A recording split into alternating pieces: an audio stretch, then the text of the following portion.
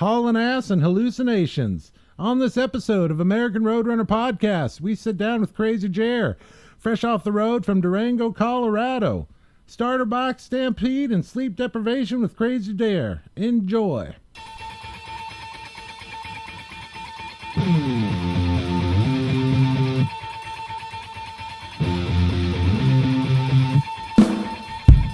Welcome to the American Roadrunner Podcast. Yeah, glad y'all could join us here today on this, the American Roadrunner Podcast. I gotta tell you, we got a guest in studio, straight from Durango, Durango, California. Durango, California. Straight from Durango, California. Yeah, no, that would be Durango, Colorado. And he beat Google Maps getting here today. And we're going to talk about why. I stopped like 6 times. So Crazy Jer is in my living room. Crazy Jer is just chomping at the bit to tell us all about himself. So Jer, introduce yourself. Who are you? What do you ride? What the hell are you doing here in California? Let's hear it, Jerimiah. Yeah, so my name's Jerimiah Jack. Everybody calls me Jer, like just short for Jeremiah.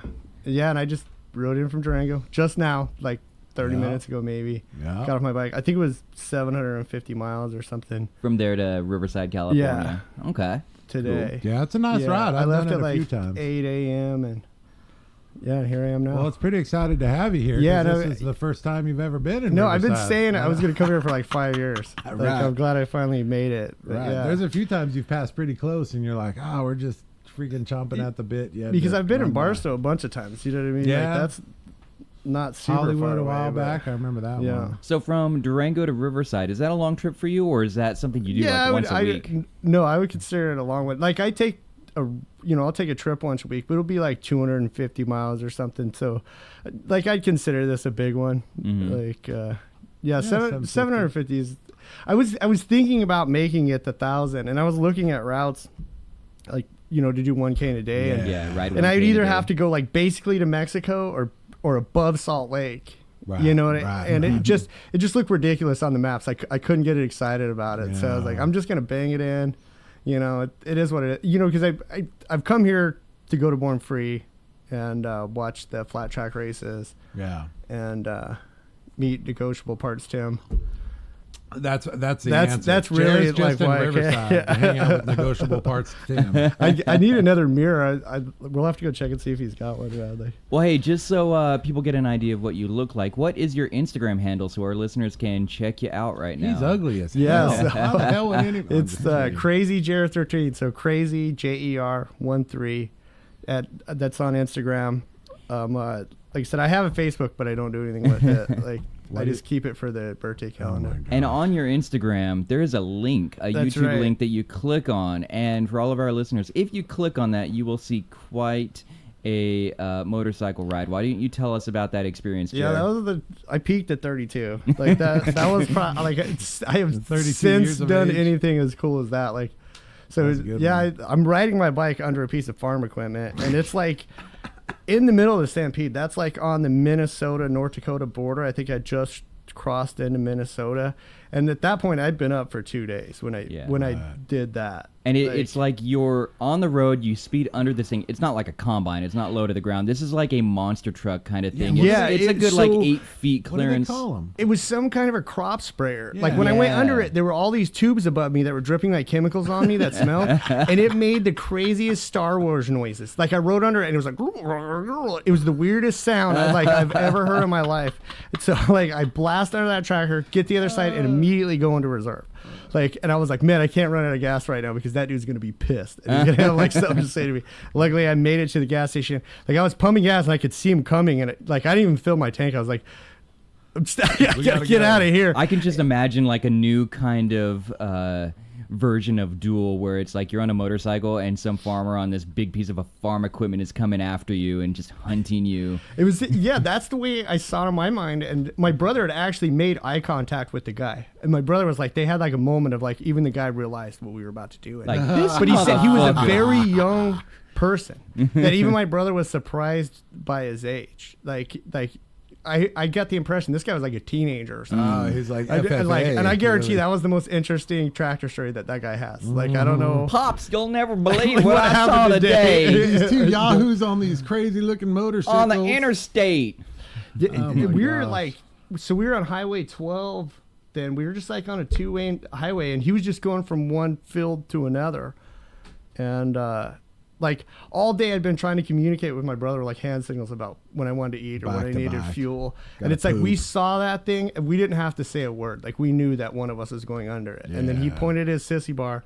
He had like a 4-foot tall sissy bar, so it was me. Like I was the one who was going to do it. Can we play it on the TV right quick? Like you said, we got a new TV. They can hear the sound. So the best part about it is my brother's enthusiasm for the thing. Well, to all of our listeners, just go ahead and check it out. We've already looked at it 2 or 3 times. I love it, man. It like I said, there's a link in my bio. If you want to see it, it's on my YouTube channel. Now, the motorcycle you're riding in that video, is it the same one that you rode here today? No, so that bike is my Vulcan 500. Yeah. And that was the little bike here, the Stampede, where they had like a 500cc limit.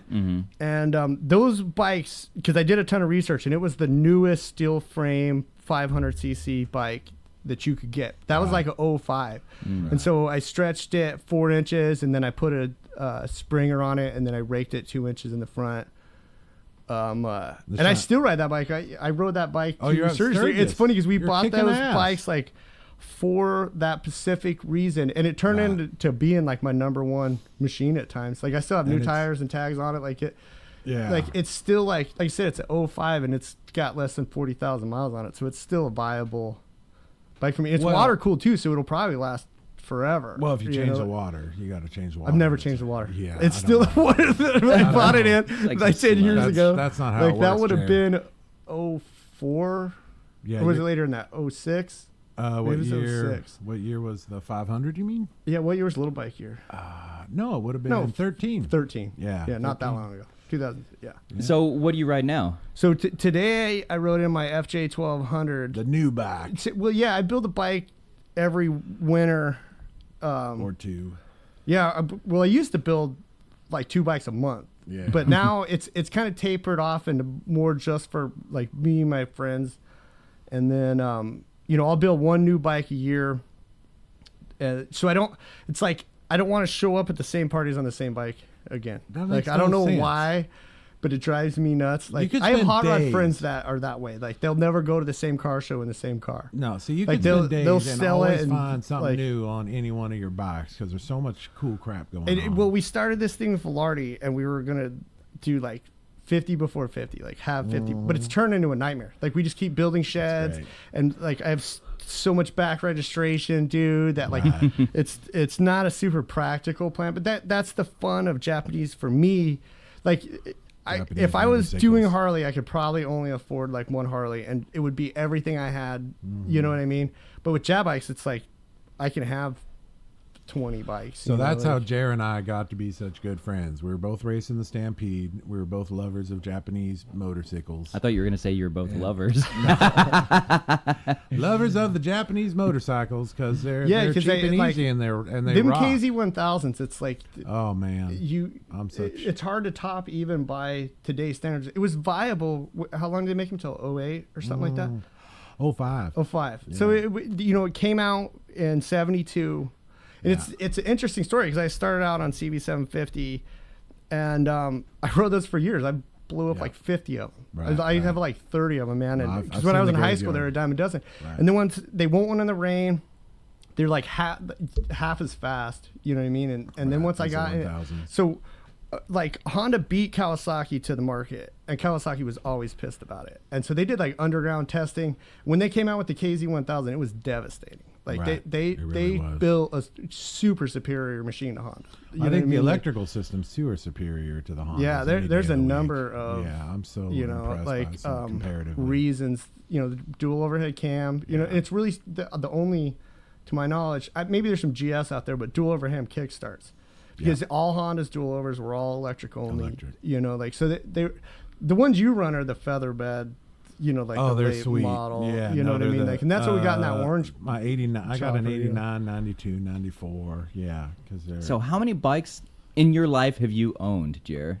Well, so like It depends on what your definition of bike is, because we've bought like lots of parts bikes in the hundreds. You know what I mean? How many bikes have you owned that you've been able to ride, even if it's just down the street? Probably 100. Man, that's still 100. tough to at least 100 because 100. like when I was like I used to work for this company called Convicted Choppers, and it started as a bicycle company, and then I showed up and I was like, we're gonna put hardtails on Japanese.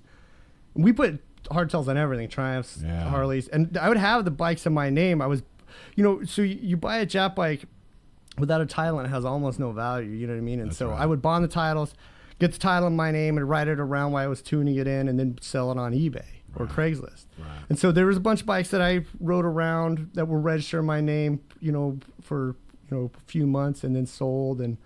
But yeah, probably 100 at least, Okay, so about 100. What was your very first bike? So I had bikes before I was born. Like my dad, he was like making plans for me.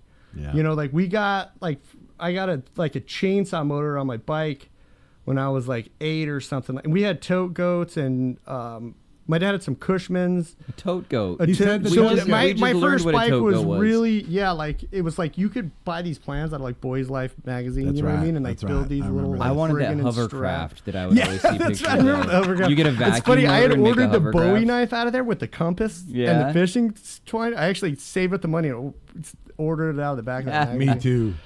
Still got it. Yeah. Those are bitching. Probably got mine somewhere. Boys Life was a good one. Just a quick thanks to one of our sponsors and friends, one Mr. Curtis Morgan with Ride 1K a Day. He's getting the app put out. Check him out on the Instagram, Ride 1K in a Day. Challenge yourself, Ride 1K in a Day. I think the biggest thing, too, is that you have done a crap ton of innovative stuff, and that's what I dig. My favorite is the shafty that you did. Yeah, when I stretched the shaft on that Sabre, and you were able to get the shaft going. And that was a pretty big accomplishment. V65? Yeah, 650. Shaft? No, it was 1100. Oh, it was 1100. Yeah, but that's because there was the V45 and the V65, and it wasn't the Magnet. It was the Sabre. It was like the Sport edition. It was even harder to chop. You know what I mean? Like I was really limited on my tank options, but I wanted to keep my air cleaner, because it comes up in the middle of the backbone. Like pods on that, I didn't know, if that was going to work. And I wanted it to be waterproof too. Mm-hmm. So I wanted the air box breathing under the gas tank. Amen. But yeah, I stretched that 2 inches, and that was for the last year. I wanted to build the last Stampede. Yeah. I wanted to come 2015. To a knife fight with a gun with that one. You know what I mean? Like it was the only Jap bike. Like it had a ton of torque. You know what I mean? Like, was so sweet. It had like 5,000 original miles, and I bought it from this guy's widow for $100. And I put the hardtail on it, and it was water cooled. I ended up trading it for like 200 gallons of gasoline. Like basically, Richie just bought all my gas for like a whole summer. Like we went basically to Canada, like in Glacier National Park, and then I ended up just giving it to him. Yeah, Richie, for the gas money. Fellow Stampeder, but he's near you there in Durango still. Richie. Yeah. What's Richie's last name? I forget. Samora. Yeah, he's probably my best friend. Like it's funny because he was. I was your best friend. Yeah. Nice. No, I get it. He's near to me geography wise. But no, he was raised Jehovah's Witness, and I was raised Mormon, so. Right. We get along real good. Right. You know what I mean? Like there's some, yeah. Y'all don't practice too much these days, or? No. Yeah. I get it. But so you were born and raised there in, what's it called, Bayfield? Yeah, just down the road. It's like a suburb or whatever of Durango. It's 20 miles. Durango has suburbs? They call it a bedroom community. You know what I mean? There was no industry in the town. Everybody commuted to Durango, but it was like a nice place to raise a family. So my dad moved there in '62. And they started the first grocery store. Yeah. So when I was growing up, I grew up in this like butcher shop / grocery store in Bayfield, and I knew everybody because we had the grocery store, and it's grown a lot since then.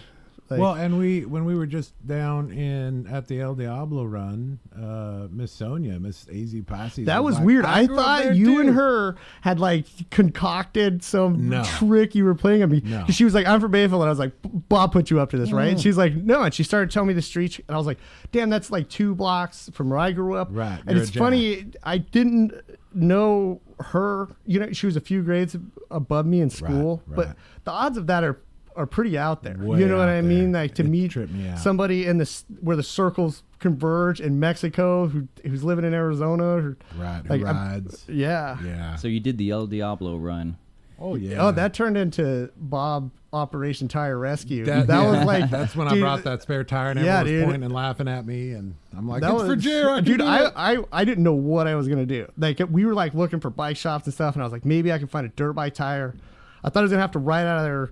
Like a big piece of my tire flew off. Yeah, it was huge. You know, like like size so, of a shoe. It was huge. Yeah, so I didn't know I didn't foresee that tire making it in Mexico. And the funny thing on motorcycle, when you have a flat, you can't even push the thing. No. You know what I mean? Like it's over. You know what I mean? Like you got to figure something out. And luckily Bob hadn't left yet. And it was funny because it was a pretty obscure size. So it's like a 120/18. It's like most bikes used to be 16 rear. You know, now there's a lot of 17s even. And but 18, especially a skinny 18, was pretty rare. And he's like, "How about this one?" And I was like, "Holy shit, that's the exact size I need." Like, well, and Ray helped me wrench it off because it was on that's the cool. bike. That Ray was there. Ray's a cool dude, man. Yeah, like, Jared just saw the bike in the backyard sitting there with no tire on the rear, and I'm like, "Well, that's where your tire." Ray had a Vulcan 500 too in the little bike here. That's right. He had the same bike as me. But he had a ton of trouble with his. But He did. His ass. Yeah. They're just late model enough. Like that key switch had a resistor element to That's it. You know, like weird. But anyways, yeah. Bob brought me that tire. We doubled up on his bike, which I'm glad Bob stretched his bike because there was like a good 8 inches between us. No I didn't have to touch him on at my all. back. Like, my back stretched way too much. For yeah, me. and so Bob takes me to the tire shop. You know, the guy puts tires on. He's like, "That'll be 100," and I was like, "100." He's all pesos. I was like, "Oh yeah, pesos." Actually, him a five. I went back and I added up my phone. It was like $5.50. I actually felt bad later. I was like, I came back the next day and dude was gone, but like I was gonna give him at least another $5. Like I was like, that's totally. But at first I was like gouging the tourist, you know. When I realized he wanted pesos, I was like, oh, okay, yeah, no problem. Yeah, because it's like 18-1 or something like that. So yeah, well, and the guy was cool. Was, he kind of let us take over his. He didn't have a short enough valve stem remover. Luckily, Bob had one. Yeah, I had another. What did we had to? Man, and then I took that tire off 4 other times after I got home because my rim started leaking. That's right. That was funny. It was bubbling through one of the spokes. I'd never seen anything like that from aluminum rim. And then so I put a tube in it, went to Taos, got to Taos, and my tire was flat. And I was with Dan, and Dan's like, put fixed flat in it. And I was like, man, that never works on tube tires, you know. But I was like, screw it. What do I got to lose? It's $8. I'll try it. You know what I mean? Put the fixed flat in and it held. And I drove all the way from Taos, or all the way to Taos, which is like 50 miles. So I take the tire off and I had dropped the valve stem inside of the tire. It was all on me. I was all cursing the tire. I was like, oh, it's pentagram shaped tires, bad luck, you know, it was just something that I had done, you know, I love it. My buddy Jake in Taos hooked it up. So the moral of the story is don't forget your spare tire at home before you do the El if you Diablo go to run. Mexico. It's funny because I brought a bunch of tubes and patches, and I had actually patched a tube on my brother's bike on the way down. We actually did it in 18 minutes with 2 screwdrivers, one flathead, one Phillips. Like not even like any spoons or nothing. And I Instagrammed the whole thing. Just watch my brother like da da da da da da. Yeah, we have these CO2 cartridges for bicycles, and it takes like 2 or 3 of them to air up a motorcycle tire, but it'll do it. Like it'll get you off the side of the road. Well, and it's faster too. I think I carry around that air pump that'll plug into the cigarette lighter. Yeah, that thing takes forever. You know, it's funny there's a little thing that comes with it. And it says car tire like 25 minutes or something like that. Like they're not, and they won't beat a tire either. You know, like no. Yeah, that's the only negative to tubeless tires. If you break the bead, then a lot of times, you know, I used to put them on with ether, but ether doesn't really explode anymore. What's that beeping? Isn't that great? That's your coffee maker? That's my coffee maker. I knew it was your coffee. What else would it be? You're in the Flying Marshall other. Laboratory. There's always a coffee maker going. Your brother, Mr. Willie. Let's chat about him. You guys have a pretty unique relationship. Yeah. It's wonderful from my point of view because you're both awesome. So super lucky. You're so super I don't know lucky. anybody else, you know, who's able to do this, you know, with their family like that. You know what I mean? Like to have that kind of close relationship, you know, and be like just as into the same stuff, you know, like but yeah, Willie's awesome. I wouldn't be able to do without him. I build all this stuff in his shop, Like I don't have much of a shop at my house. Like the welding machine, the pipe bender, all that's at Willie's. Is Willie older or younger than you? So Willie's younger than me. It's funny because everybody thinks that he's older than me. Like he's the responsible one for sure. Like he's more responsible than me. But like I think he watched me fuck up a lot in high school, and I think he kind of didn't want any part of that. You know, like you make all the mistakes and he learns from them. Yeah. I mean, he just has a bigger garage and a bigger piece of property. I think Yeah. that's what makes him look all responsible. Although he does work really hard, man. He does work super That's hard. a hard working He pulls dude. down like big out. He's a natural gas compressor technician. Right. So he works on these giant, like the pistons are the size of like a pot you would boil spaghetti in, and that's Right. on a small unit. That's You know, huge. the heads are so big. Each cylinder has its own head and two people. It's like a 250-pound individual head. You know. But a lot of it, you guys learned from your dad. Yeah, exactly. Yeah. Your dad's rocking motorcycles. a Yeah, lot. there was like no other way to go. You know what I mean? Like we were doing bikes. Yeah. You know, I can't think of a time when I wasn't like. So my big brother got ran over by a tractor.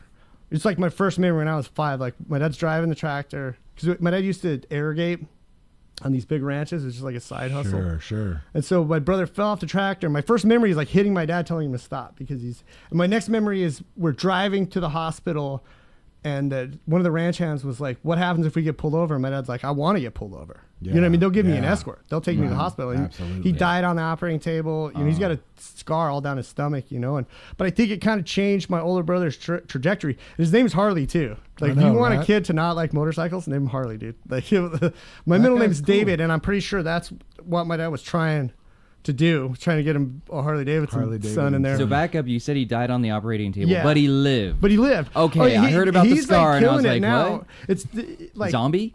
Zombie brother. Yeah. Everyone has a zombie brother. But he went to college and he's got like business degree. You know what I mean? Like all the shirts have buttons. You know what I mean? Like I like him because he's actually built like me. He's built like a normal human being. Well, you need buttons He's the on your size- shirt, Bob. He's the size of me. I'm just saying. So anyways, like when I was growing up, my mom, you know, my older brother, because he was kind of a sickly kid, would stay home with my mom, and my sister would stay home with my mom, and then me and Willie went everywhere with my dad. Right. So like whatever, we're at the junkyard, the bike shop, you know what I mean? Like we're with my dad, me and Willie, and so that's So me and Willie kind of turned out a little different than my other siblings, you know, as a result of that. That's but- one way to say it. What was the video you shot the other day where your dad? There's like all this white stuff all over the place. What do you call it? Yeah. What do you guys call that white stuff that gets all over the ground? My dad used to party back in the 90s a lot. Right. Really. No, there's But- white stuff all over the Dude, ground. my dad's and like, outside. dude, there's like a foot of snow on the ground. My dad's like, yeah, we're gonna paint this Servicar frame and these tanks and this. We're gonna paint all these bike frames and stuff. And it's like, Dad, there's snow on the ground. He's like, oh, I'll just put extra hardener in the paint. And it all worked out. Like I've gotten at Amazing. the point in my life where it's like I don't even question him anymore because he's right. Well, he had like a fire going under the frame to heat it up. Like there's like a fire in the snow and this frame sitting on top of the fire. And it all worked. a It's foot or funny two off, because you know. that, like, one of my Instagram friends in Florida was like, "What the fuck are you doing?" You know, he was like, "We're painting." have no Dude, I was like, "We have like to negative get 30 this outside. stuff done in the winter, Yeah. so we can ride them in the summer." You know what I mean? Like that's right. When the person from Florida is asking what the fuck you're doing, you know you've made some that's it. strange Dude, you're doing some decisions. strange shit. That's awesome. No, you guys do it differently, and So that's the funny part because I have no concept. And I'm of that. fortunate because I was talking to you and Charlie, and I was like annoyed because my dad lived 20 miles away, and you and Charlie were like, "Yeah, wish my dad lived 20 miles away." And that I kind wish of my dad was that kind living. of like stuck with me, you know. And Yeah. so whenever I can, I go over there. That's right. You know, me and my dad. So my dad's like a flathead guy, like Yeah. big twin flathead. Oh, Like stop. a lot of his bikes are like pre-war, you know, pre-World War II Harleys. You know what I mean? And so I like to spend the time with him. You know, he's got all homemade tools. Yeah. All his manuals are like from the 30s. Like these Yeah. books are like, I don't even know how, you know, and he just remembers all the shit. You know what I mean? Like They're all like privately the valve published from the tolerances 30s, and the typed on typewriters. dude, like, yeah, they look like they're tapped on a typewriter for sure. Like at one of the catalogs, it was like the Springer front ends were like 35 for black and 40 for chrome. I was like, I'll take 100. You know what I mean? Like, I'm like, that'd be a good price for. but Springs. yeah, so I'm fortunate to get to go over there and work on the Yeah. generator Harleys with him. Yeah, And it's you all really are. all flathead. We've been doing some 45 lately, but it's my dad's biggest vein is, and he has a flathead V8 Ford too. Like his welding machine that he made a living with my whole childhood's a flathead V8 Ford. So it's kind of flathead Ted. That's what people call him. That's what people call him. Yeah. Well, I know. Charlie did a real good write up for him in the magazine. Dude, it's funny because Charlie told me he was gonna do it. I was like, don't joke around because that will make my dad's. Like, so my whole life, my dad's got all the Easy Riders, and he wanted nothing more than to get an Easy Rider. Well, that like was he the built some social media badass then, backs, so yeah. but yeah, it was like a different time. It's so funny because he was like, we need to go to the shop so we can get the flyer so we can figure out where the parties are, and I was like, dude, I don't. Dude, any of that, you know what I mean? Like we just get on. We don't. It's funny because I'll show my dad eBay, and gram. it just smoke comes out of his ears. He's like, "How do we ever find this stuff?" You know what I mean? Like, right. so back in the day, it's like you had to physically know a guy or read about it somewhere. Like that's part of the reason you'd read the magazines. It would tell you where the parties were, and then you could actually meet people. Yeah, or you know join like, a club, and that way you had friends. Yeah, that was one way. My dad always like steered me away from that, you know, because it's like, well, he was an debate member. You know what I mean? For my sure. man. Yeah, and so I was raised like it's funny because he kind of like dogs me for wearing helmets, and I'm like, man, I can just ride more miles a day with one than without. Like riding in the rain, there's almost no helmet. other way to do it. No. You know, like I kind of like. I like. It's a funny thing because at the same time, it's like I'd like to have the ability to make that choice for myself. You know, like I don't want. Like a lot. The problem with helmet laws, you guys in California, it's like there's no enforcement for like the DOT approved helmet. So like there's guys driving around with dog dishes on their heads. And to me, I'm like, what's the point of that if you're not wearing a helmet? Because that's the flaw in helmet laws. It's like, are we going to pull over everybody's helmet? And then now we're going to do massive trainings for the police department to teach them what is and isn't a DOT approved helmet. And it starts getting really murky. You know what I mean? And so they've kind of backed off on authenticating. Because I bought a helmet in Laughlin once, and they had a printout off of a printer of just stickers that said DOT, and they slapped them on the helmets. Right. You know what I mean? So it's, we'd have to have like a hologram system or. So there is a new system they are using. I only know this. But they're not like your average beat cop isn't pulling people over and looking at their helmet. But they can know that in a few years, all the helmets, I think it'll register up in 3 years that all the helmets have to have this sticker, and it's not a sticker, it's painted on there and in the finish, and the cop can check and see that it's actually in the finish and not just a sticker that's one of the arguments I heard against helmets too is that there ends up being a lot of people on life support that the government ends up paying for, and so the argument is it was better that they just died than, so like organ donor, like we'll get into that. I heard that organ donation went down when the helmet law came in, and because more people were surviving. Well, it's such a small percentage. It doesn't even make sense for us to adequate it into our society. This is my opinion because there's so few motorcycle riders. It's just one of those myths, I guess. It really is. You're right. And that's me, why it's like if you're a motorcycle rider and not an organ donor, you're a jerk. Yeah. You know what I mean? Like, why? Are you an organ donor, Bob? No, I specifically am not. Wait, why? Because you're worried about your... Because I have friends and family who work in hospitals, and I've heard the stories. They're just you do not want to be the guy coming in a coma from a donor cycle accident, right? Yeah. So basically, like you're saying that if you are an organ donor, they won't take care of you. They won't try to set you straight and keep you alive. They want you to donate. I don't have anything I can point at. All I know is my friends and family who are in the medical field have told me it's okay that you are not a donor, because in the state of California, you are automatically registered as a donor. So you have to opt out. I have to purposely opt out, and it's like every time I get my license, I have to purposely opt out. It's a deal. I didn't know that. Yeah. So but for me, it's like I had a high school friend who got drunk and he was like jumping from building to building, and he landed on his head. Wow. But it was the largest organ donation in my region. It was like they got his eyes, his liver, his like sure. everything. Like he just got out of prison, so he's real healthy. He's like the best shape he'd ever been in his life, and so like, and it felt like part of him was living on. You know, for me, it like helped with my closure, knowing that because they told me it was like this 8-year-old girl got saved by him, and I think about that girl walking around with his. I can't remember which organ she got out of. Well, so that's ago. The way. Yeah, this was years ago, and this isn't a motorcycle story either. You know what I mean? This is just some guy being a drunk dummy. You know, like Well, and it has really shut down the black market, from what I understand. I don't know. I'm not too in tune with it, but the black market on body parts and whatnot. Man, it's a tough subject because if you had a family member that was dying, it's like, and some motorcycle rider came in, that's gonna be a tough place. Crazy judgment call. You've got a kid that needs an organ, and so you're praying for a miracle, but the miracle that you're praying for is that somebody else dies so that you get that organ. That's got to be kind of weird. Yeah, it'd be a hard place to be in, but it's part of what we deal with as a society. And I think for me, it's just easier not to be an organ donor. There's no religious conviction to it. It's just I've heard a few stories. So that red dog tag that you see me wearing all that time. Can your corpse end up in a medical setting from an organ donation?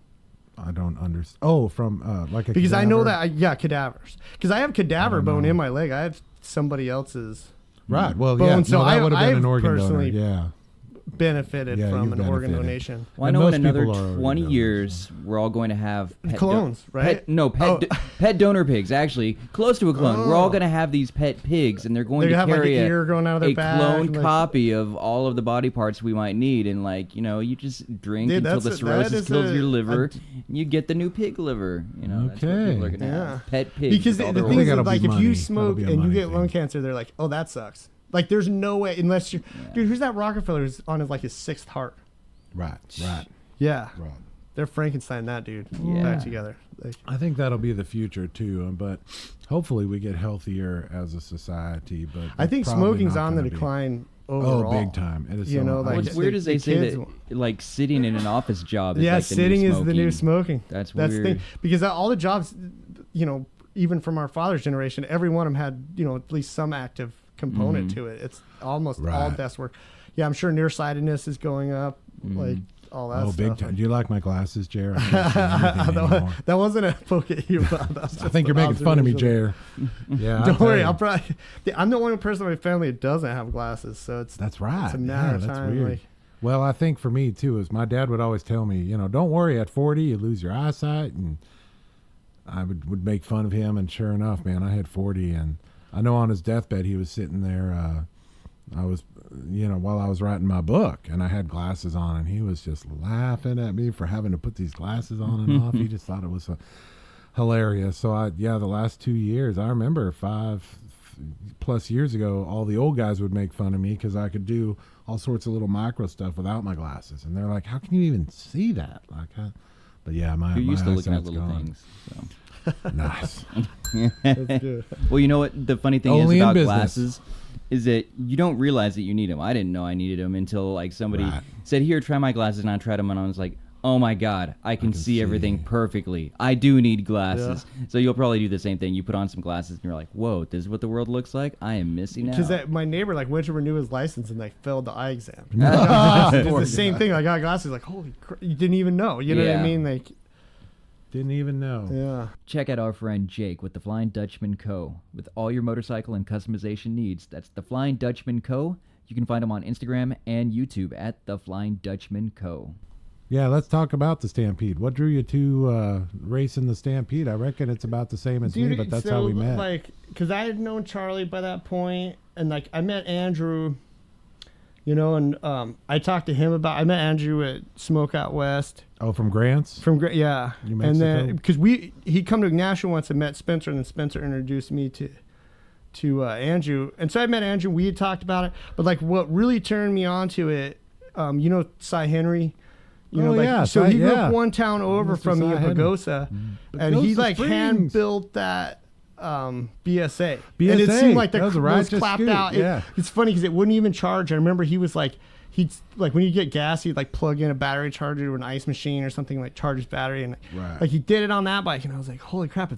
And that bike was a super cool bike. Like he worked in a government machine shop at the time and handmade every nut and bolt on that bike. Like from a distance, you may not really realize how cool that bike is, but if you went and looked at the nuts and bolts of it. But so when Cy Henry did it, and to it, like, read the magazine, Miss Miyagi did it, I was like, if grandmas are doing it, you know what I mean? Like, which those guys are a different cut altogether. I would just say that grandmas are out there doing it, like, just because Mrs. Miyagi did it. But like, is she a grandma? She got to be, right? Well, she's grandma aged, right? How old is Miss Miyagi? I think she's a lot younger than Miss. She's well, like she's 20 older than years me. younger. She's got to be my that's mom's true. age or something, right? She's probably only in her late 40s, maybe. No. She's like 20 years. Dude, they're gonna younger listen to than this and Miyagi. lose their minds. Yeah, Like, the Miyagi's are gonna be this pissed. Mr. and Mrs. Miyagi are doing it. If you read my book, Mrs. Miyagi is the one I pulled over for. Those bikes were so tight. I hated looking at Miyagi's bikes, dude. Like I would spend all They're winter so gorgeous. just pouring over my bike. I would pull up, look at his, and just want to go home. You know what I mean? Like, like dialed, super dialed. You know, like dialed, yeah. gorgeous.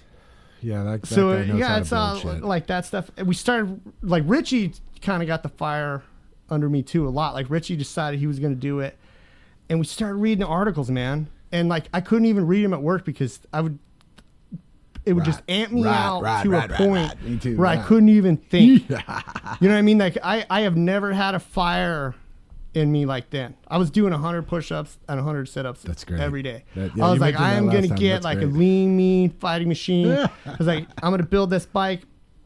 And like when we blew up in the desert that first year, like I went from the highest I'd ever been in my life, like to the lowest. And like Well, let's get the story straight. I think that year we started in Barstow, right? We started in Barstow. we went out to haul that butt pier. to Santa Monica. Yeah, went out to Santa Monica Pier. Then we start heading back on the 10. Yeah, and so we're going down the 10. We're like This is a great halfway story. between Palm Springs and Phoenix, you know? Right. And my Blind. brother's bike just blows up. Like power You're loss, at Desert Center. You're smoke. in Desert Center. Like we're before Desert Center. Okay. So like the bike blows up, like we're under an overpass. And I'm like, hey, off in the distance, I can see a grove of palm trees. I was like, wherever there's palm trees, there's people. That's right. Wherever there's a town, there's that guy. Right. All I got to do is find that guy, and we'll be back. That on the road. one guy that knows. Because how to fix it. every town's got that guy, you know. That's right. So I go into Desert Center. I go down every cul-de-sac, every street, and I'm not kidding you. Last house, last street, there's a Yamaha sitting in the front yard, Nice. and there's a guy out there by the Yamaha, and it's kind of like I don't even think anybody was living in that house. That guy just happened to be over there. Nice. And so I was like, "Hey, what are you doing with that Yamaha?" He's like, "Dude, you can have that piece of crap." I was like, "Cool, I'll be right back." And so I show back up. We're bitch packing with my brother. We got a piece of rope. And he's like, "What the fuck are you doing?" He goes like, "We're gonna fix this bike and we're gonna drive to North Carolina." And he was like, "You guys are in the Stampede," and we're like, "What's that? There's What's no that? such thing." What are you talking about? What are you talking There's about? no such thing as There's no Stampede. such thing as Stampede. What the hell are you talking about? What does that even and mean? He's like, I can see the sticker, He's like, "So what are dumbass." you gonna do?" And he's like, I was like, "We're gonna tow this out to that abandoned gas station by the interstate." And it's funny. So we go to the old abandoned gas Texaco, station yeah. first, and I go in the abandoned gas station and fucking freezes in there. And he's on the S650. He has every wire in his bike tied in one knot. And he goes, "I need a jump." And I was like, "Bro, you need more than a jump." And he's like, "No, all he needs is a jump." We're like, "Okay." And we gave him a jump. And I saw him later in Sturgis, and he's like, "Bro, you gave me that spark, and I took that spark all the way to North Carolina." That's right. He's like, "I'd have never made it out of that gas station if you guys wouldn't have come by because it's like 120 degrees, you know." Yeah, it was blaring hot. So like, you know, we were gonna drag this bike to this abandoned gas station and fix it. And the guy was like, "Well, come to my house." You know what I mean? We're like, "Okay." So takes us over to his house. All the walls of his garage are all Horse magazine. That's He great. 100% knew what we That's were doing. great. He knew. You know, He it's was funny in. because his like he's like, "So what are you gonna do?" I was like, "We're gonna fix this bike." He's like, "What about the VIN numbers?" And I was like, "Well, we got Honda VIN numbers on this Kawasaki. We're gonna take these VIN numbers and put them on this Yamaha." And he's like, "I'm an investigator for the federal prison system." And I was like, "Oh shit!" And he goes, "You need a rivet gun?" I was like, "Yeah, that's what I need. That's exactly what I need." So like, love it. dude, an hour later, we're pulling out this guy's garage, and his kid comes out. And he goes, "This is the best Father's Day ever. No thanks to you." And the kid went back in the house. And I was like, "What?" It's funny because I always wanted to look this guy up later, like send him a postcard. We because gotta find him. he, We like, can find him. Dude, I we promise. I'm came out out there of a that lot. guy's house on that Yamaha. Like it was like the best. We pushed that Kawasaki into an Arroyo in Desert Center. And probably hopped on still this there. Yamaha and started driving out of the desert, dude. That's Crazy. great. Well, and I think I remember that's when you guys first broke down. That's when I hauled ass by, and I'm like, I think those guys are broken down. And I just waved. Dude, I know. That was the lowest point of my life is like, because I was sizing When people Bob up at passes the you. starting line. I was like, I may not win, but I'm going to beat that Bob guy. You know what I mean? When he passed me, I was like, oh, son of a. Because Bob, you still had the rubber mount in your motor and stuff. I think we I talked about fucked that up. last Yeah. time. You know, like, I fucked up and had to rip the back apart the day before the race. And everybody's like, this guy's a joke. So I'm like, look, I forgot one detail. Leave me alone. I just put this back together like 3 months ago. Like, you know. But yeah, that bike blew up too. And I was so defeated when the second bike blew up. And like, we went home. It was like the lowest I've ever been in my life. And then I just got the fire again. And I just started building a better bike. I was like, I'm going to get a late model, water cooled, blah, blah, blah. Come back the next year, got like 9th place. Right, it was my right. best time. That's great. And it was the longest year. It's like, right. That was on my the 50, odometer I said think. 4,000 miles. No, it was the 12. That was the little bike here, the 12. Right. I missed the 50. I'd have liked to have done the 50 because it went right through a cool part of Colorado. Like, because we did the tail end of the 50 in West Virginia on that year. Dude, because we went out to that peninsula, and they had busted freeze that year, and so I knew the cops had the map. Right. And in my they mind, knew, because right. you I go doubt out, Freeze could eat it fast enough. like you go across the Chesapeake Bay Bridge, and then like on this peninsula, and then through a tunnel back to mainland. And in my mind, because I haven't slept in 3 days, you know what I mean? Like in my mind, it's a trap. And they're right. all gonna be waiting for me on the other side of the tunnel. You know, I come out of the tunnel, there's a bunch of cop cars, but they're always there. You know what I mean? But in my mind, I was like, but once I got back on the mainland, I got kind of a second wind, and like I was like, oh, we can do this, you know. Yeah. But it's so funny. I was so tired at the end, and everybody gets lost at the end. Everybody. And Velarde is like, Velarde had done it 3 times at that point. He's like, I still get lost every year. That's right. Me too. And I thought that I had died, and that it was my hill to look for the finish line for eternity. That's you know what I right. mean? And I'm just like driving around, and Finding the GPS drove me into a sand trap on the golf course. No, it drove me into a sand trap everybody too. did the same thing. Dude, I was there for like an hour stuck in the Press told me he's sand, driving down the interstate, digging my scooter. and it's like somebody in his mind all this happens. So somebody pulls up on a truck, and they're like, "Get in!" And so he drives his motorcycle into the bed of a truck, and he's riding in the bed of a truck until he drives into the sand trap. And he told me when he's in the sand trap, he's banging at what he thought was the cab. Yeah. He's like, "Oh, this will do. I'll get out here." And then realized he's sitting on his bike in the sand trap. Who was this? Press. This was his night. So that was my squad. Like after that, That's after a I didn't do it with my nightmare. brother anymore, like Ride. me, Press, and Fletch. That's my fucking squad right there, dude. Those That's guys. pretty good. Press and Fletch are good people. That's for sure. They're good. Press Merriam. He's a good one. Fletcher Von Fletchington. Yeah, whenever he figures out his middle name is Vaughn, they're like, that guy just called us he's a like few minutes ago, actually. We got to call him back. Brandon Von Fletcher the third or something like that. Yeah, yeah, he's up in Dinosaur Land in Utah. Yeah, what's that town? Vernal. Writing Venereal classical piano music, it sounds like. Yeah. A name like that. Oh yeah, no, he's the one I was telling you about. He's got the motorcycle in his dining room all the time. Yeah. Yeah, he built from the ground up every I came over his house and cut every piece of the frame. He drew a picture on a piece of plywood, and like we put the thing together in his living room, man. That's great. And it goes down the road.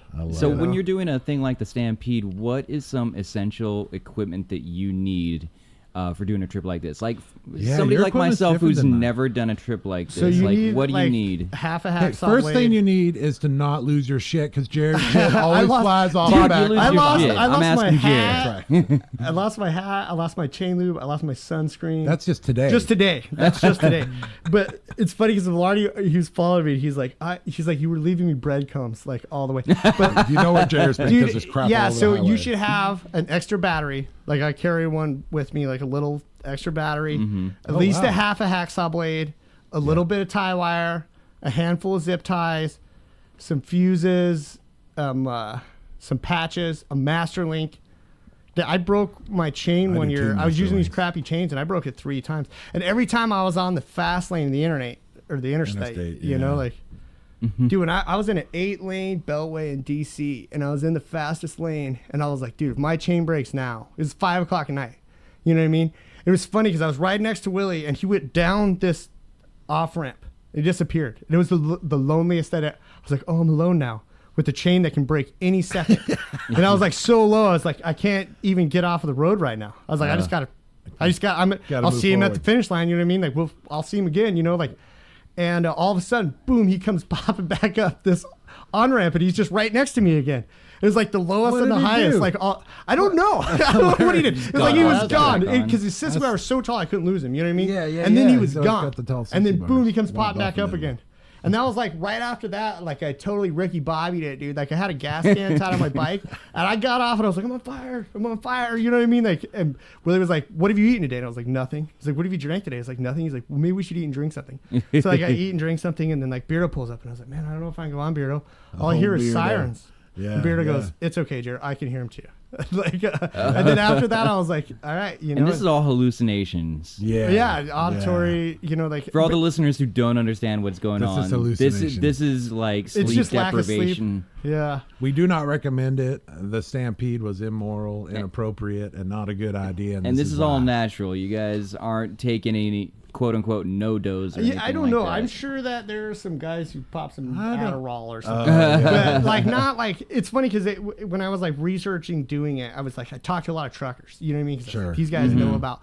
And I talked to this trucker and I was like, "What about speed?" And he was like, "Dude, if you could do one bump at 3 a.m., it would be great." But he goes, "The problem is you'll do one bump and then you'll do two bumps, and the next thing you know, you're gonna be in the strip club and you're gonna forget you're even in a race." That's right. And I was like, That's "You're right." And I totally feel right. that way. It's like I couldn't have stacked any kind of euphoria on top of. You go from a motorcycle race to Motley Crue in like 3 Yep, that's what 3 happens. hours. That's what speed will do. You just be like, "Fuck it, I'm gonna get high, dude." Like, Fuck, Yeah, okay. no, I know. Even I tried those little energy drinks. Yeah. dude, so Oh, I let me just try right this, and it didn't when work. I met up with Beardo, like on the peninsula, like I drank a 5-hour energy and a Red Bull at the same time, and I was telling my brother, I was like, No way. "I've never felt like this before." I was like, "If I pass out on my bike," and he's like, "Dude, I can't do anything. If you pass out on your bike," he's like, "What do you Gonna want me reach to over do? and just hold you up." grab me?" You know what I mean? Like, but no, if Beardo wouldn't have showed up at that moment, like Beardo helped me out. Like everyone, it's funny because I would. Yeah, Chris I is a would good gas guy. up with him in the daytime, be like, "Later, loser, I'll see you at the finish line." And then I'd be gassing up that night, and Beardo would come pulling up. And then we would ride together, you know, for all our headlights. You know, it made a little more sense to kind of group up at night, Oh, you know. sure. And in the morning, I'd be like, "Later, loser, see you at the finish line." And then boom, I'd be gassing up, and here comes Beardo. You know, the last year, I still hadn't recovered from my knee surgery.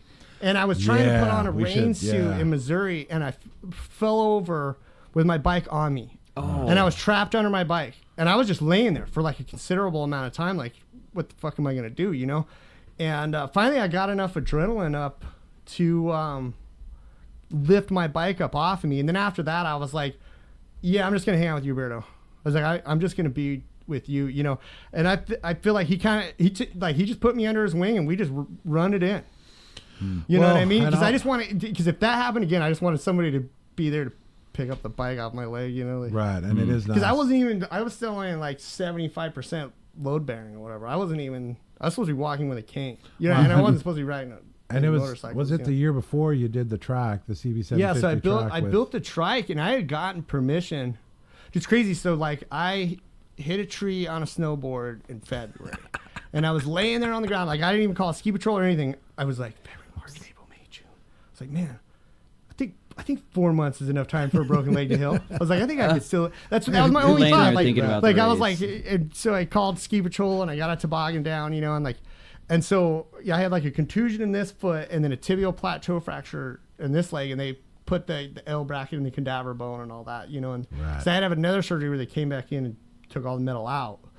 But so yeah, I couldn't even walk, dude. It was the most No, you painful were- thing that like I was just, dude, my life was just on pause.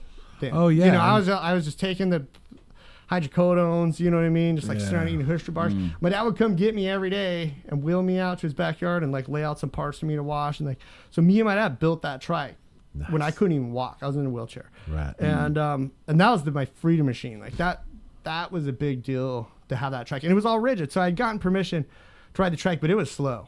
You know what I mean? It was like, Right. it was like 45 horsepower and like, It was the a wind CB just took it out. 750? There was no aerodynamics. It was a Honda-matic. Oh, So Honda-matic. I wanted That's it all right. hand That's controls. right. I had my That's right. brakes on my hand and everything. It was all hand, you know, I had jockey shift. It's all hand controls. That's right. And yeah, because it was all Harley parts. It was a 1954 Survey car rear end upside down, and it was like an altered panhead frame. You know what I mean? Like, because I had a Right. cat's eye dash and fat bobs and everything on it. We built the box ourselves, and Right. so yeah, I had permission The to box use was the cool. trike. Like everybody was okay there, like as long as Oh, it's yeah. rigid and you don't have the box. And I was like, cool. But I ended up getting on my KZ1000. I just straight out my KZ1000, got on it, and it made it to Salt Lake. And my leg was like the size of a soccer ball. Right. Like yeah. it was just like obvious that like It isn't doing gonna the work. Stampede that year was like not in the cards for me. So Dun, dun, dun. I ended up just basically making my way home over like 3 days. Right. Right. And then the next year was the last year, so I had to come correct. Yeah, you that was showed up, you were Kickstarter year. walking. You know what I mean, Yeah. dude? That year, So like right after I left Willie and Richie rebuilt this motor in his Zircon with a flashlight in his mouth. Like, and he couldn't get his snap rings and his pistons good. And one of his snap rings came out and his cylinder failed. Like, that was like 100 miles out of Winnemucca. So they got AAA to Winnemucca, and then the next day Winnemucca was going to take them to Reno because there's no bike shop. There's nothing in Winnemucca, right? And so Johnny Cash wrote a song about it. Yeah, it's in the. I've been immersed on it. So they're like hanging out at a bar, and like some tweakers pull up with like a Ford Excursion and the sketchiest trailer you've ever seen. And they're like, "Yeah, we'll take you to Reno right now." So they go to Reno. The bike shop is a tattoo bar. Bike shop that never closes. It's our kind of place. It never closes. Never closes. So they're just like drinking at this bar all night until the bike shop opens, and they're like, "What are you gonna do?" He's like, "Yeah, we're gonna put a top end on this Sportster in your parking lot." And they said like, so they kept moving to stay in the shade, and by the time they left, they'd gone all the way around the building. That's great. Just staying in the shade. So they fix the bike, they make it to the starting line, right at the cutoff. Right. They pull in, lay down in the hotel room, go to sleep, wake up the next day. Velarde breaks down immediately. They tow Velarde 100 miles to Dirty Rat Moto in Salt Lake, and they fixed Velarde. And the second Richie broke down, Velarde's like, later losers. You know, and so Velarde broke down like the last year I was with Velarde, and I called Richie. I was like, Velarde broke down. He's all, leave right now.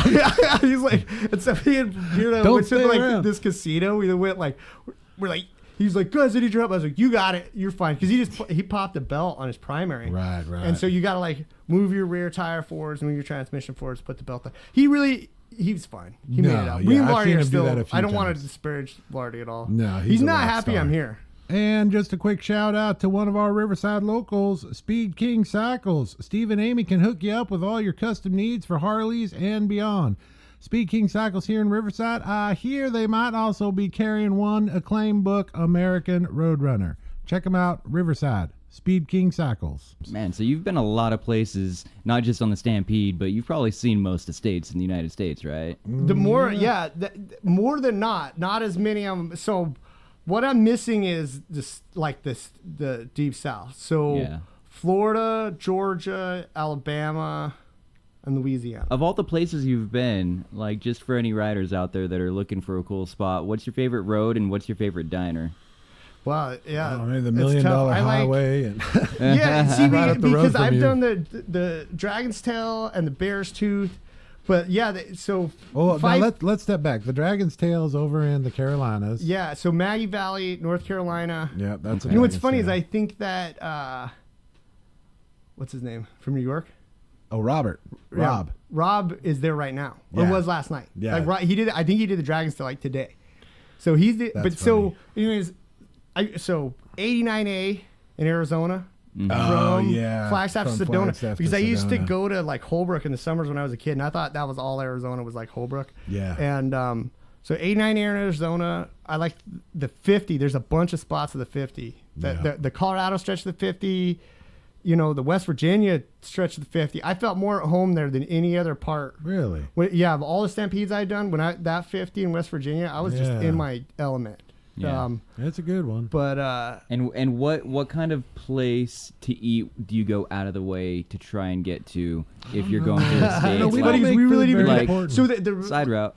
Yeah. No, like I think the best was, remember that time we were over at the Giddy Up in Texas and we just like hit a barbecue joint across the road. Well, there's I went to like 5 bars. There's a barbecue joint at every corner. But this one was like you and I shared a dinner and we still could not finish all the food. Yeah. And we like rolled out. Well, normally like on the road, like our rule of thumb is like the first gas station on the right, unless there's a Mustang, then you go to the left. Unless because there's they a have Mustang. like dude, they have their hot dog buns are potato bread and they're like totally awesome. Yeah. So like on the road, but that's funny, like because I do love eating in diners on the road, you know, like it's nice like just leaving your dishes. It's the last bastion of Americana. Really. Yeah, they're hard to find though. They get harder, and if I can't find a good one, I'll just starve or just hit up some beef jerky. You know, Cracker Barrel just ain't got it. No, it's so weird going to Cracker Barrel. Perkins, like you those got are all to cool, exit through the gift shop. You know, like I'm not. Well, like pea soup Anderson's. You know, you've got a good theory though on the beef jerky. Let's hear your theory on. Have you ever been to Casa de Fruta up in like Central California? No. No. Okay, Pea Soup Anderson's and Casa de Fruta. Yeah, Pea Soup if Anderson's, you're yeah. like up around the And 101. this is Mexican food or? Casa Jer's de in Fruta California. is He like, thinks everything's Mexican food here. Well, it had casa in it. Okay? Like you told me, he's like, "We're gonna get a burrito." I was like, "The one with the French fries." They in actually it? do have And it tastes Mexican like food there now. Del Taco. Yeah. But Casa de Fruta was a fruit stand a long time ago, and then it just like grew into a coffee shop, and then they put some rides there, and it just became like So it's like a Knott's Berry Farm, just a not on little the, not bit. they didn't explode. It's but- in the middle of 'cause that- nowhere. So like there's the road and there's a bunch of hills, and then all of a sudden you get this like this tourist trap spot. And it's like it's Casa de Fruta. You can get fruit, groceries there, but now they have like a Mexican restaurant there and all kinds of stuff. But there's this legendary cup flipper guy that was at Casa de Fruta. Like people will know what I'm talking about. There's this guy who served coffee there, and whenever he came to the table, you would have a coffee cup like upside down, and it would be on a saucer, and he'd come over and ask, "Do you want coffee?" And if you said yes, he would like do this trick where he would flip the coffee cup and then pour the coffee, and that's what that place was known for. Is it had this That's guy who knew, cool. and it was like the magic cup flipper guy. He was on David Letterman back in the 80s. really? Yeah, he was on David That's Letterman. great. But yeah, Casa de Fruta is a good place. Pea Soup Anderson's is I think it's off the 101. And Casa de Fruta is up by Yeah, Salinas, I think it's off maybe. the 101. Yeah. Yeah, but that's a- I'm closer to that area. I went to high school up near Modesto, and so I would always go back and forth between Frisco and Monterey and that whole area. So those are the spots I know. That's pretty good. Yeah, No, check them out. those are real good. Yeah, we don't. I can't. I don't even remember. It's sitting- tough with diners because it's like Yeah. You don't know the name of them? Cisco truck is the same in every state, right? Is that What's it called? Cisco, where I come from. I'm just talking about the food distributor. Right? Oh, Because yeah, do restaurants all have the same food Well, yeah, distributor? 'cause Probably. there's And there's like- varying yeah, there's grades like of 10 quality that they can companies, get. yeah. And I think the difference between a good diner and a bad diner is the things he's describing. It's the ambiance. Let's hear your theory, Yeah. though. Let's hear your theory on beef jerky at the gas station. You got a good theory. Like you like it in the box. You buy it in the box because it's too expensive in the packaging. I don't know. I'll buy it in the You back. mean the clear like I think you may box? have me confused with somebody else. See, No. when I was a kid, like my family had the butcher Jared, tell shop, us about the jerky, Jared. and I was like Jared, teased with on the beef jerky, so I'm like a beef jerky connoisseur. But I usually do just get the bags of Jack Links. But dude, Oh, it's dude. like the price of weed. It's so You know what I mean? Like it's like, dude, you could buy an equivalent like for $15. know. Like you can buy a pretty bag of weed, dude. I Like know, it's nuts. yeah, it's That's funny 'cause Colorado we were for ya. in Yeah. it's got it too. But You know weights and measurements by beef jerky It's and weed if you're from I listened to California. this thing on the metric in system, Colorado. and they're like, That's right. you may not believe in the metric system, but your drug dealer does. You know? Like, if you don't think the metric system has taken over the U.S. Hey, that's the how drug drug dealers get you, man. If you don't know the metric system, That's you're getting right. short, man. You're getting shorted. But I was buying pistachios and beef jerky in Arizona, and somebody was like, "Geez, money bags," you know, like you talk about the price per ounce. You know, those are some of the most expensive snack items at the grocery You know store. what the most expensive food item is popcorn by the pound. Yeah. Oh, that makes Yeah, sense. if you go to the movie theater, you're getting like it weighs hardly anything. It's more It's expensive. hard to than Apparently, that's how they lobster. make off their money. There's no money in the ticket sales. No. that concessions are. Yeah. Yeah. Theaters are going away soon. Well, Jared, it's good to have you here in Riverside, my friend. I know. I'm glad I finally made it. It's so So- funny because like I said, I've been telling you for 5 years I was gonna. come Oh, back. and I just love I'm giving glad a I shit did it about in one day too, dude. I'm glad I banged it out. Oh, and, yeah, like, I've done it a few times. It's not, where I've hauled ass from Durango. And I know. because I just stayed busy. I've wasn't left your like- house at like 10 a.m. and gotten here and like stopped at Four Corners, stopped at, Yeah, the because I didn't Shelley, do any of that. and enjoyed some good tourist sights stuff. and still get home by 11. I was thinking about going back on the 10 just so I could see the thing. The thing is awesome. That's right. Yeah, dude. There's all that stuff because you got like Cougar, whatever, and the Two Arrows. Like, there's a bunch of abandoned. Like, there's Santa Claus Land. Yeah. There on 10. Yeah. Like, the 40 didn't really have anything like that. I wasn't like No, going yeah, down it the gets a little 40. bare. There's, I passed some Indian ruins north of Flagstaff that I thought about going in. You should go check out Lake Arrowhead. Those roads going up the mountain are pretty good. Well, and I haven't told Jer that yet. Like, Tail of the Dragon is cool, but the mountain roads we have around here are like 4 times what Tail of the Dragon is. So either way you take it, because Lake you know what I mean? Like, I basically, like, the $1 Million Highway was in my backyard when I was growing up. Yeah, I used so to drive you know. There's like tombstones. There's no guardrails. There's just tombstones. Right. Like, yeah, that's. But so yeah, we'll see. I'll see what this California road stuff's all about. Well, Riverside's a good little town stuck here in the middle of Southern California. It's got its ups and downs. Riverside's a big town in Southern California, next to Long Beach, of course. You know, we're the 2 big towns. Dude, it all seems like one town to me. Like from LA to San Diego, I'm like, I can't tell where like one there's thing. no real borders. There's the desert, there's the beach, and then there's all this. It's people. You know when you're in a different town when you see different people and stuff. Yeah, that's true. We like kind of have the flavor. Corona. You know people from Corona, and you know I went to people high from school there. Riverside. I'm doing okay. Corona. You also don't have a raised truck that has monster emblems on the back. Yeah, and that's true. I A don't flat commute brim hat everywhere. and Dickie shorts. Yeah, those are the Fox southern racing socks. the new Southern Corona people. Yeah. The South Corona was 909ers. That's where we used to run cross country through. It was all orange groves back when I was in high school. So it's Temescal Canyon. Really That's a good changed. road, right? Yeah. There's actually a place back in there we used to go buying. Yeah. Back in the day. Yeah, anyways, you're in a good place. Dude, so you went to Spain with your wife and she's And my mom and my brother. So my big brother That's I was great. telling you about is like a travel nut. Like the Wanderlust is there in equal That's great. qualities or That's great. quantities. Yeah. You know what I mean? But his is on a even more grander scale. He's trying, like every time I talk to him, he's like, "Oh, let's buy a cargo van and drive from Alaska to Patagonia." Nice. Like yesterday, he texted me. It was like 125 round out of Vegas to Mexico City. He's like, "Let's do it." You know what I mean? Like all the time, he's like, yeah, because he got me my airfare. Like I went to Amsterdam and Spain, and I actually went skiing in Andorra, which is like on the French-Spanish border. It's like it's technically its own country. They have like a desk at the UN or something, but it's not really a country. You know what I mean? Like, Deals are deals. and it's funny. It sounds like I'm so hoity-toity. It's like, oh, I'm skiing in Andorra. But it's like my brother bought me a lift ticket on Black Friday for $19. You know, so don't think I'm like anything. Like I rented equipment, rode a gondola, and the peak of this mountain was 5,000 feet. And they're like telling me about it. I was like, dude, my house is at 7,000 feet. Right. So I'm like, this is like, you know, like.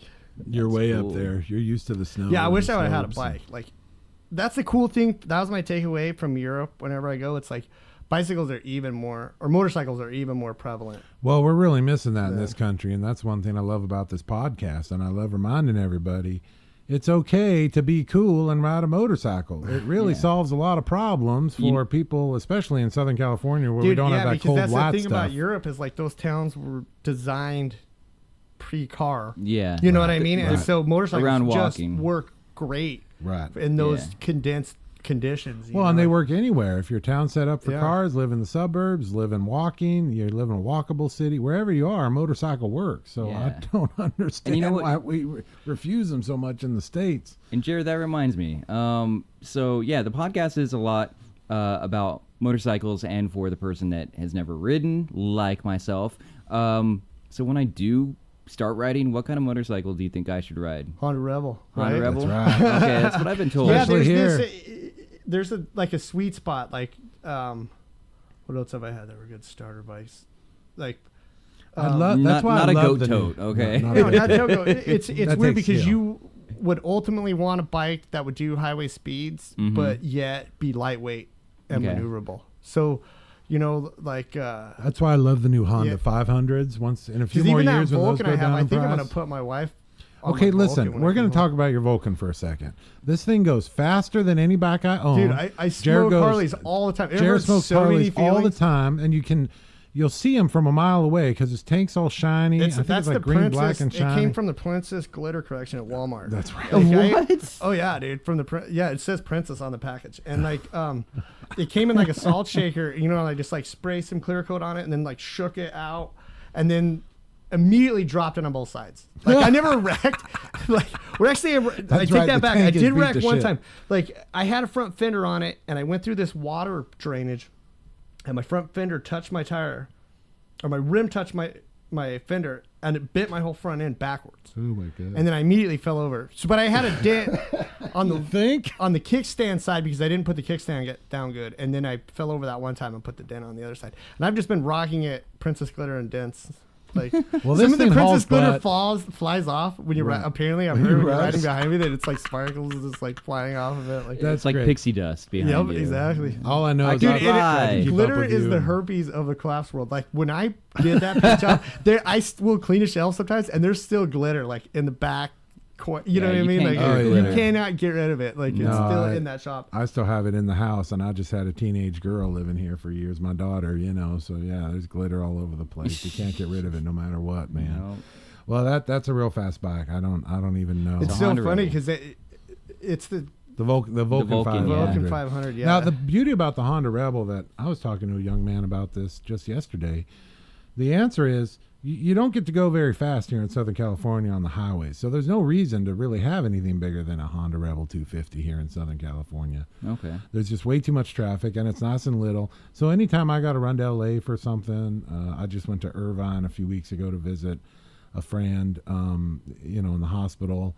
I'll just take my Rebel. Like you can it's get like anywhere. a scalpel. You just I get can go in through the those lanes, spots and if the get traffic out gets and, going like, too fast, and my Rebel might do 70, it doesn't. So I'll just pop over Did in you the know slow what- lane and then get back in the fast lane and split lanes. Like it's what wonderful. else might be a good starter bike is the Blast, Which one's that? the Buell.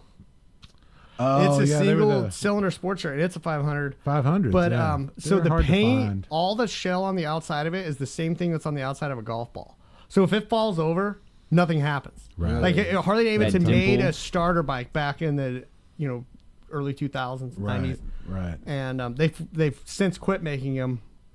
But there are always like a bunch of them for like what would be affordable for a Harley, if less than $1,000, but because you outgrow them quickly.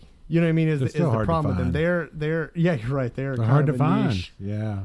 deal. Rebels are Because it's funny $1,000 because all day long. Spencer had one that like it was like everybody's wife owned it for a short time Oh, I and remember cut their this. teeth on it, Yeah, yeah, and then yeah. like it was like 5 of his wife's friends group It's like baby had clothes of this. motorcycle Yeah, they're riders. just like kind of passing it down the line, and, until they had gotten their confidence. Because it's like anything else in life, like you got to just do the hours. Mm-hmm. You know what I mean? That's Like right. like if you do it long, you'll get that confidence, and then you want to stay in your comfort zone, but on the edge of your comfort zone. Amen. And you don't have to ride the ride that everybody else is riding. You know what I mean? Like you got to do your thing. You know what I mean? Don't let other people. Well, we do the same when we draft you to cars. going fast. We didn't come home on motorcycles, unfortunately. We came home in cars. So we've spent a lifetime building the relationships that we naturally have with automobiles in this country. But if you take a little bit of time and build a similar relationship with a motorcycle, it's all very tangible. So- it just takes time. New fundraiser, buy Brian a bike. There you go. And if Dude, you there should be a guys, GoFundMe, if you man. guys I was raise like- enough money, yes, I will sport the training wheels. Get some good pictures. That's great. It's funny because I Training can't wheels on believe a Bob motorcycle. doesn't have another Rebel or something. I don't I got a think he few does. of Dude, them. you know what? My wife's bike was a freaking Exciter. Who built that? It's a Yamaha single cylinder 250. Oh, I remember. And it was those. actually the most like dependable. Those are It's funny sweet. Yeah, that there's bike one I down would the let it street. sit in my garage for like 2 years and go out and hit the button and it would start. I never Yeah. cleaned the carburetor. I never changed the battery, and I had it for 5 years. That's great. Like, and it was another one of those bikes. Like my buddy had built it for his girlfriend, and then like Passed it along. Like my wife was like the third girl in our friends group I that had think it. too, Suzuki had a single cylinder 250. They're all trying to compete with the Honda Rebel 250s. They were all trying Yeah, to because there was the anything under 4, anything under like Boulevard or whatever. 500. I wish they made dude, more. because that's them 500s. Vulcans too, man. That Ian what a 500 great- is what a it- great because first that is the ultimate first bike because you wouldn't outgrow it. You know what I mean? I thought That's I would right. outgrow that. Like I No. thought I would be like over it in a week. Dude, I bought mine on. I don't want to blow up my honey hole, but like on KSL Classifieds. So in Salt Lake, there's a TV station. My honey hole. It is my honey hole, dude. All my bikes, like that bike right there, I went to Salt Lake and got it off KSL. Like That's great. that like. Some people. It's But anyways, I Craigslist got or my Facebook. Vulcan for $500. on that website. And and again, I'm still driving that bike years later. You know what I mean? It's faster than a Harley. It makes more horsepower than an Evo. Oh, you know what I mean? Like if you have a factory Evo, you're gonna be eating my dust. Yeah, you know, or a Sportster. Although those are, them are pretty, I put some cams in mine and did some gearing changes, and it's funny because like the horsepower numbers between 1200 Sportster and a Big Twin Evo, or it's like 2 horsepower different. You know what I mean? The numbers are neck and neck, and the Sportster makes up those 2 horsepowers in dry weight. You know what I mean? Like, so I think 1200 Sportster is a pretty viable motorcycle. Oh, I agree. Man. I totally agree. If you're out like shopping for a Harley, it's like, no, even they're not good first. It's funny because they're not girls' bikes. Everybody's like, if you think 1200 cc's is a girl's bike, then like you got, you know what I mean? There's something wrong with you. And that's silly, like the whole idea of a girl's bike, because it's like we all, you know, start out on the same playing field. You know what I mean? Like, yeah. My situation was different, and I try to appreciate everybody else's. You know what I mean? Like, not everybody rode home from the hospital on a motorcycle. You know what I mean? Like you did. Yeah. Because I would like sit us on the seat. Right. I have baby pictures, and like that's me like sitting on the bike going broom broom. You know, and right. like that Instagram, my Instagram photo, that was in my living room. Nice. Yeah, and I'm like a baby. But yeah, so I gotta shout out my friend Chatty Cat Daddy did that paint job on that bike. That's the prettiest thing you've ever seen me have, right? The bike you rode over. Yeah, dude. And that's who gave me my nickname too. He painted that on my leather jacket. So shout out to Chad. He painted Crazy Jer on your leather jacket. Yeah, that's where I got my nickname. It's from Chatty Cat Daddy, dude. It has nothing to do with how you ride. He's like my pinstriper, like painter. Like, it's funny, those hot rod guys, I almost feel like sometimes I have more in common with the hot rod scene because it's deep customization. That's right. You know what I mean? Like, those are guys cutting things apart, welding them back together. Right. And most motorcycle people aren't doing that. Well, you know what I mean? You and that's where you and I get along so well, because we do weird crap that other people aren't doing. I don't think that you've lived until you've gone 100 miles an hour in your welds.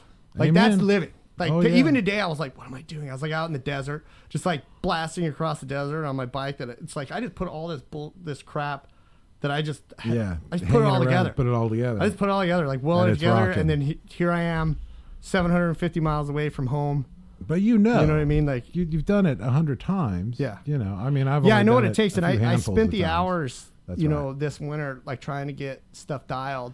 You know, and that white frame. Because there are people who spend like 10 minutes a year working on their shit, and then when it breaks down, they're like, "Why is this happening? I don't understand."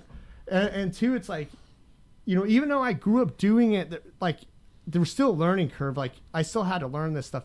Because my dad didn't know that much about Japanese motorcycles. That's like your rebellion. He would come and cut all the wires off and be like, "You don't need any of that." Right. Because like if you're doing it right, you should have a coffee can of wires when you're done. You know, like, and it's weird too. All my dad's friends like see me riding Japanese bikes, and they're like, "Does your dad know?" You know what I mean? Like, yeah. No, he bought me my first Honda. You know what I mean? Some of my dad's friends do the same. You know, because my dad, my friend Kevin, my dad's friend Kevin, like he was like a super good mechanic, and I kind of grew up like idolizing him, watching him. You know what I mean? And he was, because he was a mechanic, dude. If you talk to a mechanic about what good motorcycles are, they're gonna start talking about European and Japanese motorcycles. That's right. You know what I mean? Like, but yeah, like Kevin sold us all our first Hondas, and then like I saw him 3 days before he gave us all his parts, like which I didn't even register with me. That's a flag. And then I saw him 3 days before he gave me his parts.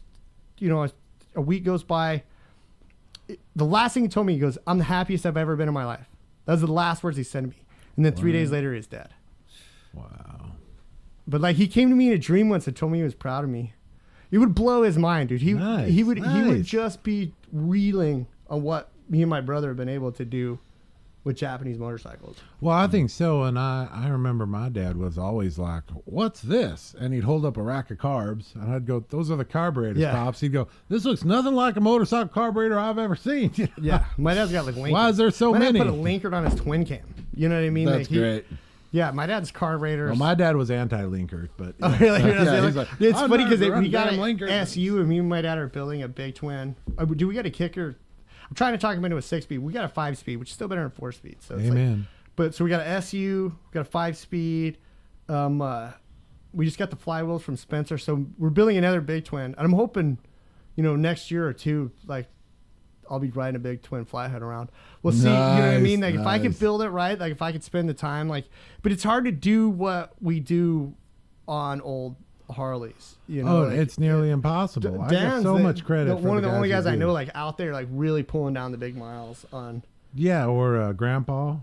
Oh yeah, Grandpa. Yeah, that's a whole other story. Guy's on a 68 freaking. Yeah, dude, and his attitude is really good too. Those Minnesota people are. Oh yeah. He's from the northern, Virginia City, the northern part of Minnesota. Yeah, that's not a very good impression. No, that's not. It's funny because he'd pull up with like some Chuck Taylor All Stars, changes the oil in the parking lot. You know what I mean? Like, hang on, I gotta rip my clutch apart real quick, guys. I'll be right there. Just give me 10 minutes. Dude, I ran into him. What the heck, Grandpa? Like outside of St. Louis. And like he was in a gas station getting handwritten instructions to the auto parts store. Oh my gosh! I was like showing him on my phone. He's like, I don't know how that works. Any of that. Like, oh yeah, no, Grandpa's a good one. I write about him in my book actually. Yeah, that's pretty good. No, and that's another one of those guys. You know what I mean? Like when we're talking about doing the Stampede, and anytime we see that he guy, talks, you know what I mean? Like. I listened to that guy, dude. From the second I saw him, I was like, "Whatever that guy says, I'm gonna listen to." That's right. Whatever that guy says. And that was funny because I remember my dad introduced us, and then my dad goes, "Whatever that guy says, do it." Yeah. he's the dad here. Yeah, no, but it's cool. Like, he would change his oil, and he'd buy a new pan, and he would let us use his pan. Right. He's like, "You guys should all be changing oil right now, even on Japanese motor." Like. Oh yeah, no, he's a real good one. The other one was. He'd smoke the filterless. It was cool, and too. then he'd fill his flask with espresso shots. We go to Starbucks. I get a coffee. That's a great idea, actually. Oh, let me have 8 espresso shots. Yeah, and then he'd put it in his flask, and then he's sitting there sipping a flask. That's so you think, man? Because I was drinking Red Bulls like, every time I put gas in my tank. Red Bull, that makes you. I probably would have been crash later. You know what I mean? I probably would have been better off crash on and gotta go pee. Espresso. Yeah, that too. Yeah, espresso. It's all condensed, man. It's a diuretic. We'd take a shot. Like. Well, and that's probably what killed you in the last Stampede, if I remember correctly. I finished a day in front. Dude, of yeah, I was like gonna come talk about this. I was like, dude, I was gonna have you get the magazine so we could see how many hours it was. But the thing of it was, so like I link up. It's funny because I rode out to the start of the race with Press and Pledge. Sure. We all went together. It was awesome. The last it was a great trip. Yeah. And then we get to the starting line, and I was like, just so you guys know, I'm leaving you guys right now. I was like, you're my friends, and I love you, and like, hopefully I see you at the end.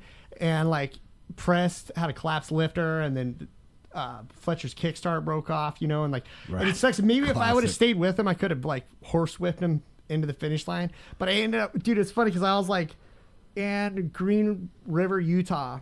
And I'm like talking to Richie on the phone, like getting a soda out of the case, and I'm like telling Richie, I was like, yeah, I'm getting pretty close to home. I know I'm not going to win. I was in first. I was tied for first place. I was Charlie and Creepy Chris all the way through California. Nice. You know what I mean? Like just that bike was set up to do it. I just didn't have my capacity. Right. That's where I fell off. That's where they got ahead of me. And then I got that speeding ticket in Mesquite. But like I was killing it all the way up until the California border. Mm-hmm. And then after that I was like, man, I know I'm not going to win this thing. You know what I mean? I was all kind of bummed out. I'm talking to Richie on the phone. I go, yeah, man, I think I'm going to go home. And I turn around and Velarde was standing behind me. He's like, you little bitch. He's like, you fucking pussy. And I was like, what are you doing? He's like, I don't know what you're doing, but he's like, when the sun sets, I'm going to be on the other side of the mountains. I was like, all right, let's fucking do it. You know what I mean? Yeah. So I hooked, and so the thing was, is like, we're racing, and Beardo and Velarde were like, bro, so we're going to haul ass North Carolina. We're going to sit in a hotel room for a fucking week. You know what I mean? He's like, why don't we just enjoy this to us? Yeah, you know what I mean? So we were like staying in hotels. In the middle of a race. Robes. You know what I mean? Like fucking no eating enchiladas. You know what I mean? Like just fucking. I've seen a few pictures where you guys are all crashed out in nice beds. Dude, it's so funny. We were sleeping in Kansas, and J-Bo saw our bikes parked out for the hotel, and he just went up to the front desk and he was like, "Those guys with those bikes, where are they at?" She's like, 225. Like I wake up and he's just laying next to me on the floor, dude. Nice. You know, yeah, that's happened a few times to all of us. Yeah. That's great. Well, I don't think it might not So have been a whole now day. that like you winning, A, you're a grinder and you don't stop, but B, you know what I mean? Like we were just kind of trying. Like I said, we didn't want to just haul ass there and then just sit in the hotel room for a week. Yeah. But I was like listening to your podcast last time, and I was like, I thought you said 2 days, but I think we're looking back at the tape, and I think it was. Yeah, no, it's I think you said 1 day. It was a day. But I was like, it had to be. Yeah, Really? I think it had to be just under a day. Yeah, well, because it was a day it's and funny a half because I was later. like doing 90 all day, and you still beat me. You know what I mean? And that was the best part. You guys would pass me, and then 5 or 6 Yeah. hours later, you'd all pass me again, and then 5 or 6, because I'm just cruising at like 80. you're just a grinder. It's like, dude, if you give Bob some coffee and some smokes, look out. You know what I mean? Just keep Bob needs going. like some fuel, some coffee, and some smokes. That's why he's got so many coffee cup holders on his bike. There's nothing wrong Yeah, I know, with 3 because coffee there's cup one holders. for the ashtray, and then That's one. right. Yeah, and it's weird too. I don't know how you're the only person I know who's been doing it this long and still has a 3/4 shell. You know what I mean? Like, I'd I don't put know the when you're face gonna on. grow I'm good. up and I'm that gonna grow bubble up. shield, no, dude. The bubble shield works. I got it sitting right there It's behind like, Brian. You got It's duct ready tape to on do- it? Does it leak water? No, it tries to fly off. I've Yeah. had it fly off, so I Dude, got to duct tape it down. It sucks for me for helmets. Duct like tape the shield face down on the protection is 3/4. what I. Well, that's because you grew that beard. That's the I'm thing. gonna When I keep met this. Jer, he had no beard, no hair. I still think of him as You like a gotta baby love my face, wife like for all that. clean cut like She Brian. didn't marry here. this hobo, dude. No. Like, I would, dude. I'll You get were my clean hair cut cut. every 2 weeks. You look like you were 18 years old all the time. Yep. Yeah. Well, it I was was nice baby to. face, man. Like, Thanks for the nickname, Slow Bob. That was the whole point of the story. it's better They're all than calling me Slow It's Bob. funny because like Cheater Paul. You know what I mean? Like, Cheater Paul. we're all calling him that. We had his back, and then Beard was like, we call you Cheater. And he didn't cheat. He just won. Right. So we gotta call him Cheater Paul. I'm like, it's funny because Paul beat me like by a lot, dude. By a lot.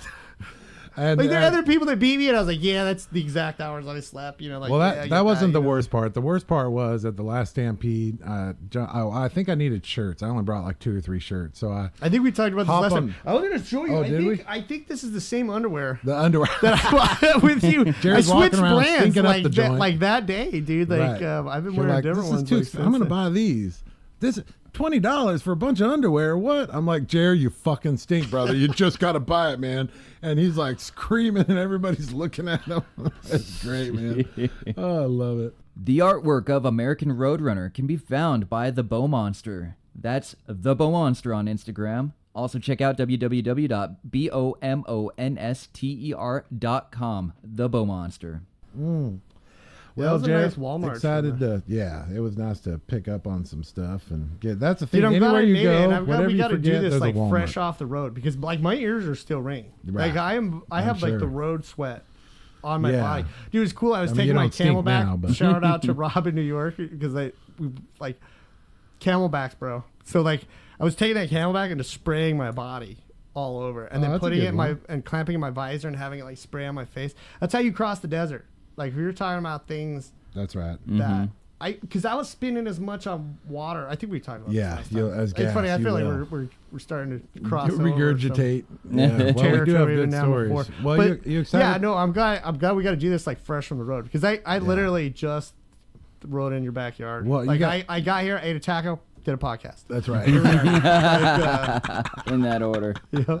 It's the new media. So you excited about hitting Born Free this weekend? Yeah, it's gonna be awesome, man. Yeah, like, we're gonna have a good dude, time. it's so overwhelming, man. It's just like the first time I went, I was like, I didn't know there were this many pre-69 Harleys in the world. Let alone California. But it's all it's SoCal. It's where it always is, man. That's right. It's where it always is, dude. All the music, the cars, the bikes, like you name it. Welcome to the It's- Central. This is it. Off-road, you know what I mean? Like, motorcycle racing's all yeah, the flat choppers, tracking's bro. here. Choppers, like everybody's gonna have their argument, but like it's pretty much started in California. Oh, You know what I mean? Like, yeah, if not Southern California, Roseville, California. There's a guy up there. yeah, building because first, on all but- the original stuff, Hollister, like. Well, before Hollister, there was Riverside. Don't forget. Riverside Yeah. happened before Hollister. I don't know why it was everyone all the remembers Hollister. AMA It was here in station hill Riverside climbs. first. You know what I Right. mean? Like they Right. would just go to the parties and get wasted, Right. and everybody was like, and now it's like, that's the biker thing. You know what I mean? Go Sturgis, look around. You know what I mean? That's what Right, it is. Like that's go to all. this town, get wasted. You know what I mean? Like no big deal. Yeah. Well, it all started here in Riverside. There was a big race around downtown, and Boy, the mayor loved it. The chief of everyone loved it. They just didn't come back for God knows what reason. And the bad part, the problem with Riverside is that Hollister was happy to say, "Oh my gosh, there's a bunch of hoodlums," and all the people here in Riverside before Hollister, they were happy to say this was a great event. Yeah, someone got beat up, someone's wallet got stolen, but whatever. They've pretty much said now that like Hollister was a non-event, even though his photos they've proven they were all staged. Yeah, you know what I mean. Like there may have been like some drunken disorderlies or some, you know what I mean. But that's gonna happen. It wasn't like there was like the Bass Lake too. You know what I mean? Like, right. But I think everything just kind of got a lot of it's hype. You know what I mean? Like I don't know. I wasn't around, man. That would have been Riders cool have to write man, stories. we missed out on that free love, dude. Like those guys, these old timers were telling me some stories. I was like, holy crap! Because we grew up in the age generation. Everybody is like, condoms are everywhere. Well, where are we going now? Where's this one heading? Missed out on that free love, dude. Well, I'm okay with that. We still have a good time. Although there's never anything we do. There's never freaking glory and bitches, man. We're like the sober guys who hang out in the corner that no one talked to because we're busy talking about how to freaking tune carbs or some crap. So, yay for us. It's cool now because I think the dynamics changed. Like before, when I was a kid, like you go to these places and like there were women there.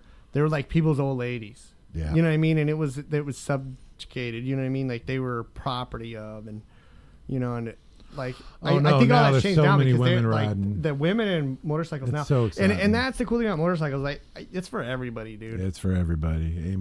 Like any color, any genre. Because if I can find a place here in it for me, like there's a place for everybody. You know. Like, amen, brother. Well, it's good to have you here in Riverside. We're gonna have a good weekend, Jer. Thanks for cruising out. Thanks for having me, man. Like, heck yeah. It's cool to finally do it. Yeah. Well, until next time. Yeah. We're going to end this podcast. It was pretty good. Keep the rubber side down.